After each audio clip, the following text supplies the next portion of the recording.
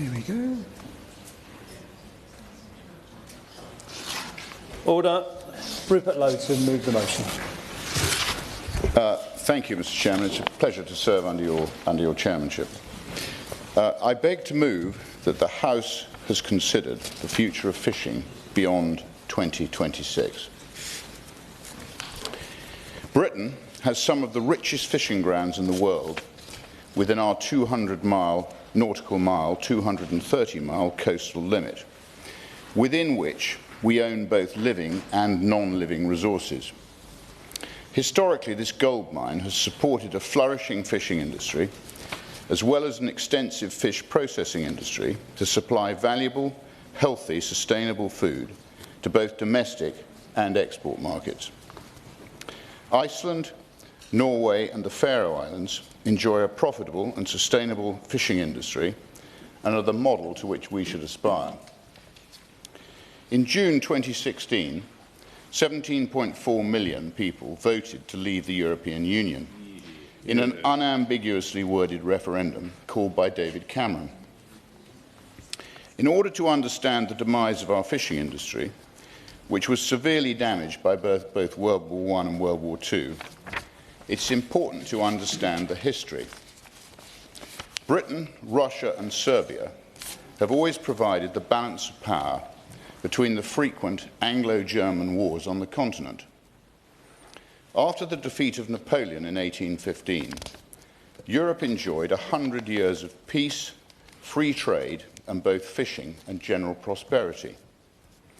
In 1914, a unified Germany precipitated the worst European war ever, which combined improving armament technology as well as early forms of biological warfare, resulting in massive loss of life. This war was followed 20 years later by another brutal German-inspired war, which caused widespread death, dislocation, and economic misery as Hitler sought to conquer Europe.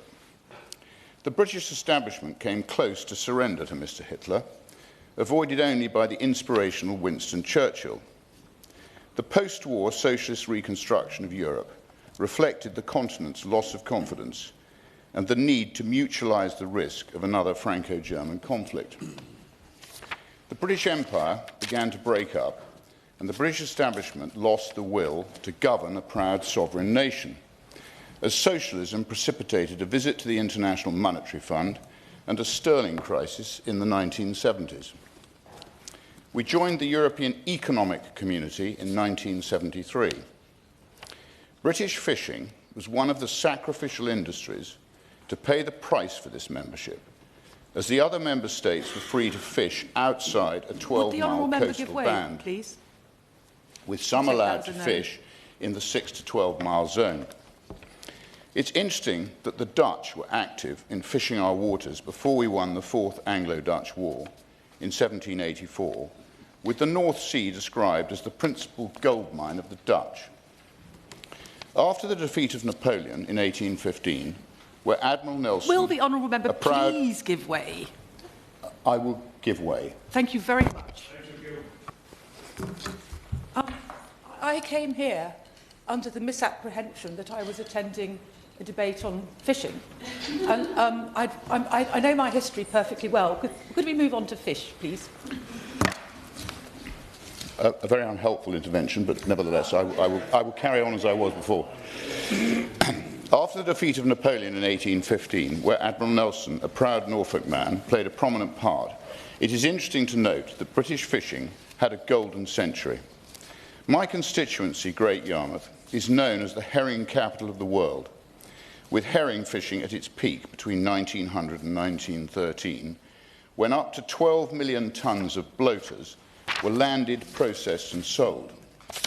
Sales were domestic, with a prolific export of smoked herring going to both Germany and Russia.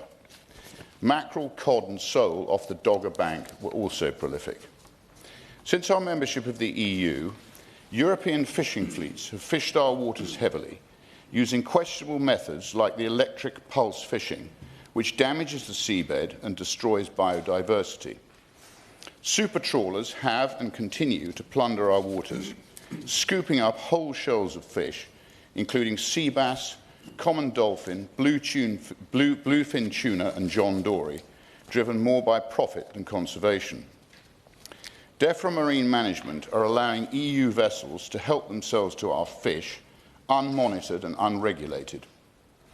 Their super trawlers have destroyed fisheries off West Africa, been banned in Australia and are causing controversy in Chile. EU membership has severely damaged our fishing and our fish processing industries and threatens to break up our legacy fishing skills permanently destroying our fishing expertise. Both will require extensive investment, but 2026 and the full return of our fishing rights under the deficient Brexit arrangements opens up a golden opportunity to rebuild both industries and revitalise our coastal communities that have been overlooked and badly treated. The model for this reconstruction has to be Iceland, who took control of her 200-mile coastal waters and is now a flourishing centre for fishing and fish processing, with a vibrant export market. Within 2 weeks of the now-forgotten cod wars, we were importing Icelandic fish to be processed in Hull factories, desperate for raw fish to keep their staff employed. Holland, France and Belgium have huge factories in rather the same way. Europe has made Brexit very difficult for the UK by design, quibbling over quality, creating uncertainty and filibustering in the hope that the UK will rejoin their failing post-war trade bloc, founded on a protectionist socialist philosophy. They need our fish, and currently the French have 92% of cod quota in the Channel and 3 times the British allocation of Dover sole, 4 times more cod and 5 times more haddock in the Celtic Sea. Of 35,000 tonnes of fish arriving in Boulogne each year, 2/3 come from British waters. There is an opportunity to rebuild the industry where 1 job at sea supports 8 jobs on the land, with processors, merchants, transport, shipbuilding, welders, platers, electricians, carpenters, engineers, painters, and other areas of expertise benefiting. The inability of DEFRA to respond to the evolving industry is exemplified by the emergence of bluefin tuna in British waters, where quotas only exist for 40 tonnes, when 400 to 600 tonnes would help start the process of rebuilding. We must ensure fish are landed in our ports. An education programme is undertaken to promote British fish, tax breaks given for fishing boat purchases and processing factory construction. If the government is intent on fulfilling its duty to the British electorate, then we need to know their post-2026 plans now for a rebuilding blueprint to benefit our economy and food security. Our £100 billion trade deficit was overlooked in our Brexit negotiations, which resulted in a border down the Irish Sea and a threat to the sanctity of the Union. We need to know the government's intentions now. The Reform Party has the blueprint for success, but it cannot happen without committed intent to act in Britain's best interest. How can we move forward and ensure that the fishing industry is properly protected and supported as it should be? We need to reintroduce a revised 1988 Merchant Shipping Act to rebalance quotas, protect against quota hopping and foreign exploitation, speed up the return of the fishing quota to UK fishermen, introduce a fee or licence to access the UK fishing waters from foreign, including EU vessels, with the money to be invested directly in the UK fishing industry. Enforce rules that all fish caught in UK waters must be landed, processed and then exported from the UK, with the eventual rule that all fish caught by foreign vessels in UK waters will be landed and processed in the UK once the fish processing industry has reached sufficient capacity. We should ban foreign super trawlers from UK waters. We should bring fishing communities and their generational knowledge into the policy-making process. guarantee sustainable stocks by working closely with national partners and within the regional organisations such as the North East Atlantic Fisheries Commission, and by implementing a dynamic management system. Wholesale reform of the quota system and a ban on the commercial trading of fishing quotas. We should prevent foreign owners from using a British flag of convenience through stringent tax and provenance tests.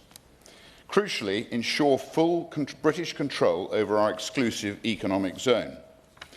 The time has now come for all members of this House representing coastal communities to come together to fight for British fishermen. We must unite and push this government to restore full British fishing rights in British waters. Anything short of that would be an unacceptable failure.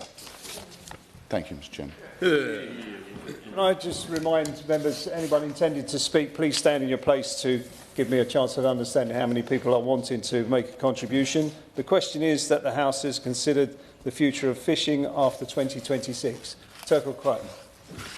Thank you, Mr. Effer. It's a pleasure to serve under your chairmanship, and I'd like to thank the honourable member for staging this important debate. But as he wouldn't take an intervention, I'm forced onto my feet to make a speech, if only to ask the honourable member if he's aware that 2/3 of the UK's fishing quota is owned by just 25 businesses, that 80% of England's fishing quota is in the hands of foreign owners or rich list families in the Sunday Times that appear in the Sunday Times each year. And how we will resolve that foreign ownership of the fleet and of the quota is a question he must answer in his own conclusions.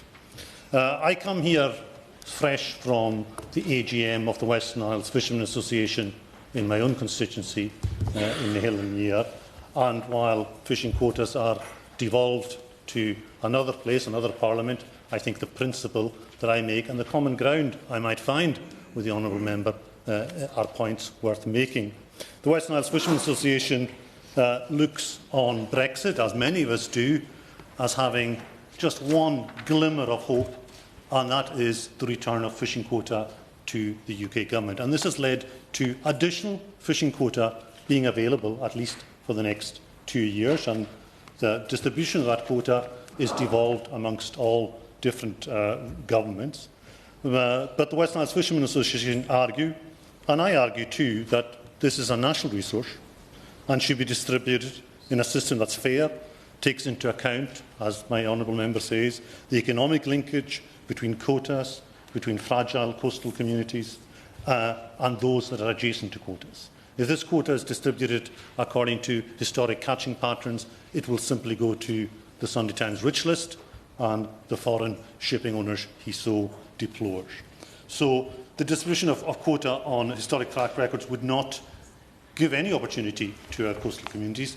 The system has to be rethought, has to be linked, and additional quota given to municipal or local authorities in order that they can then share that quota, lease that quota to locally based boats, and then build up, as he wants to build up, from very small beginnings, a new pelagic fleet, new processing, and a new future. Give way just before he sits. Yes, just before he I'm sits. glad to give way.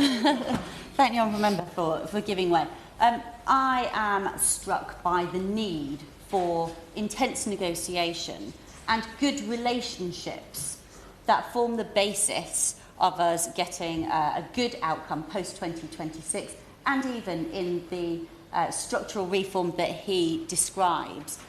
Does he agree with me that an adversarial nature, preventing people from intervening in historical speeches is not the way to go forward if cross-party consensus is sought and a collective view to try and get the best out of our future fishing industry post-2026?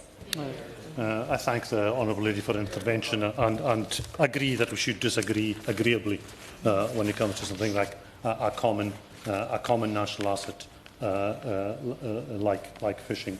I was racing towards a conclusion, and of course, when the